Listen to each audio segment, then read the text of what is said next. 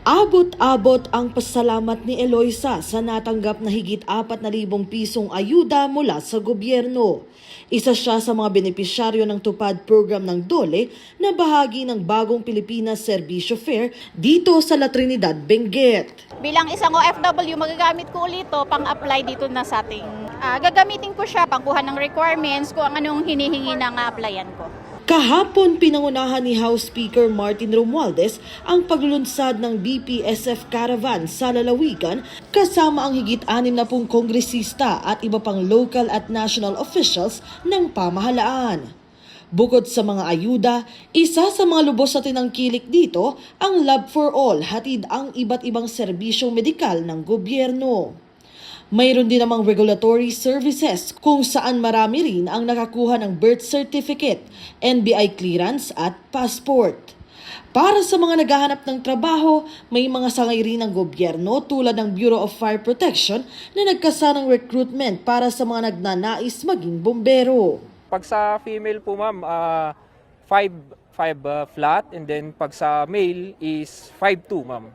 And then of course, dapat yung BMI natin is pasado para kailangan nating fit kasi pag pumasok dito sa BFP ma'am. And then of course ma'am, sa ating health, dapat wala tayong existing na sakit para pagpasok dito, pwedeng-pwede ma'am. Bilang tulong naman sa mga micro, small and medium enterprises, marami ring bilihan dito ng iba't ibang produktong Pinoy mula sa kadiwa ng Pangulo hanggang sa iba't ibang kagamitan. At syempre hindi naman kumpleto ang mga tampok ditong produktong Pinoy kung wala yung mga tulad nitong mga gawang inabel na talagang ginawa mismo ng ating mga kababayang igorot dito. Tulad na lamang itong isa sa mga Filipiniana dito. Ang presyo ni dito ay nasa higit 1,000 pesos, pero talagang sulit na sulit kasi yung produktong Pinoy talaga ito, sukat natin isa. At talagang pagka may suot kang ganito, ramdam mo talaga yung pagiging Pilipino mo dahil ito ay isa sa mga native talaga nating kasuotan dito sa Pilipinas. At kapag bumili ka raw nito, talagang hindi ka lang nakatulong dito sa ating mga small business owners, kundi nakatulong ka pa sa ating mga kababayang igorot na sila mismo ang gumawa nito. Diba? Ang ganda. Ang bagong Pilipinas Serbisyo Fair ay isang one-stop shop caravan na naglalayong ilapit sa ating mga kababayan ang iba't ibang ayuda, serbisyo at programa ng gobyerno.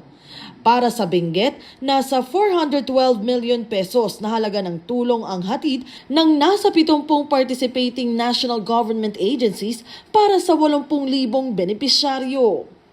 Bukod sa BPSF Caravan, inilunsad din sa probinsya ang Cash Assistance and Rice Distribution o CARD Program, Integrated Scholarships and Incentives o ESIP Program for the Youth at Startup Investment Business Opportunity and Livelihood o SIBOL Program.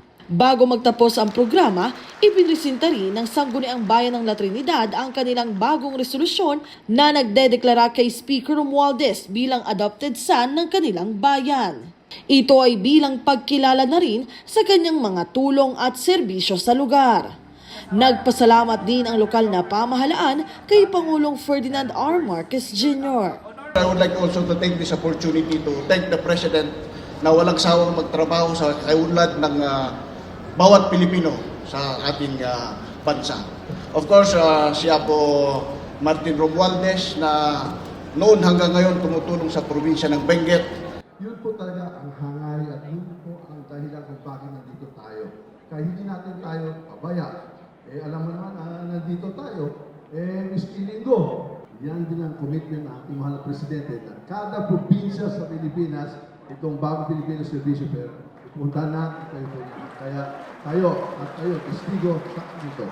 Ngayon, masasabi ko, ang Benguet ay hindi na lang basta Benguet. Ang Benguet ay tinitingalanan. Ang Benguet po ay minamahal na.